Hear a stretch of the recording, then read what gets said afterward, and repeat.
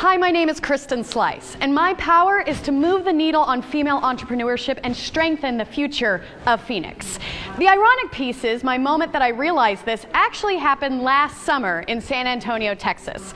I was attending the Women's Business Conference, the largest conference for women business owners in this country, and I sat down at a table next to the woman who was coordinating the local NABO chapter. And she looked at me and said, "We have 60,000 women business owners in San Antonio." And I said, "How do you know that number?" And she looked at me and said, "Kristen, if you don't know the number of women business owners in your community, you don't have a voice, and you don't even know it." Later that night, the governor of Texas came to our conference, and he didn't mince words. He said, "If you're a woman business owner, move to Texas, and we will do whatever is necessary to help you build your business." And it felt so profound for me to hear this Republican governor get up and talk about the economic benefits of women business owners. So I came back to Phoenix and I sent out the email to everybody I knew in economic development. How many women business owners are there in Phoenix? And everyone had the same answer. "Well, I don't know, but this person should know." "Well, I don't know, but you should really talk to the SBA. Actually, the city tracks that information." It didn't take long for me to realize no one knew that number. At that same time, an article came out in the newspaper that was talking about a new program for established business owners to help them grow. And I thought, great, this is it. It's not just startups, because women don't have challenges starting up businesses. In fact, we start businesses at 3 times the rate of our male counterparts. We have challenges with growing and scaling businesses, and this is the program that's going to help us.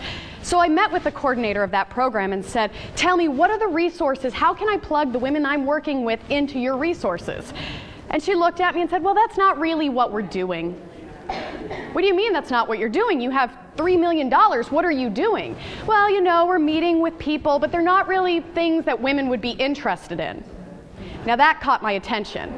And I said, "All right, what industries are you looking to build into?" And she goes, "Well, you know, nothing women are really, healthcare." And I stopped her right there. I said, "You need to know that women business owners are the fastest growing demographic of entrepreneurship in this country. The second highest industry that we're growing in is healthcare. If you want to talk about how to grow established businesses, you need to be talking to women." And she looked at me and goes, "Oh, I didn't know that."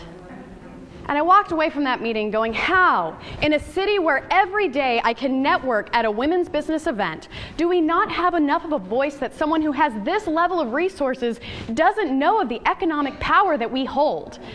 And that was the moment where I decided to start Empowered Phoenix, which is a community collaborative, not owned by one organization or individual, but all of the networking organizations, leaders, economic developers, government agencies, for-profits, nonprofits, you name it, coming together to answer single question: how do we strengthen the future of Phoenix through the economic power of women business owners?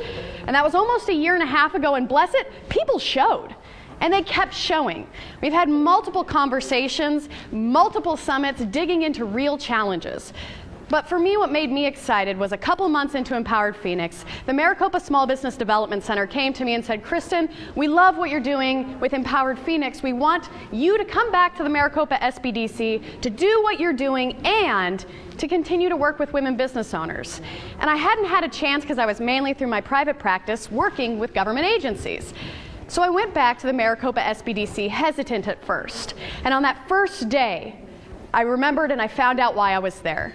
One of my previous clients came in and she looked at me with tears in her eyes, and she talked about how less than 2 years ago she came into my office as a professional woman with skills and multiple degrees. She wanted to start her own business, but she wanted to start it because she didn't want to tear people apart. She wanted to help families, and she didn't know what that model looked like.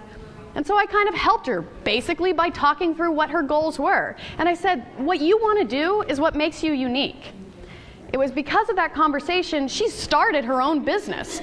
And less than 3 months later, she told me about how she got a phone call of 2 little girls that needed to be adopted. But they had severe developmental challenges, and she knew if she hadn't have taken that jump, there never would have been a chance that she could have helped these 2 little girls. And so here I am, 3 years later, talking to this woman who's giving me credit for helping build her family. And I looked at her and said, "I didn't do any of that. You did." But that's the power of women business owners. They give back. They build communities. They build the businesses for the right reasons. And that's how I know my power is to move the needle on female entrepreneurship.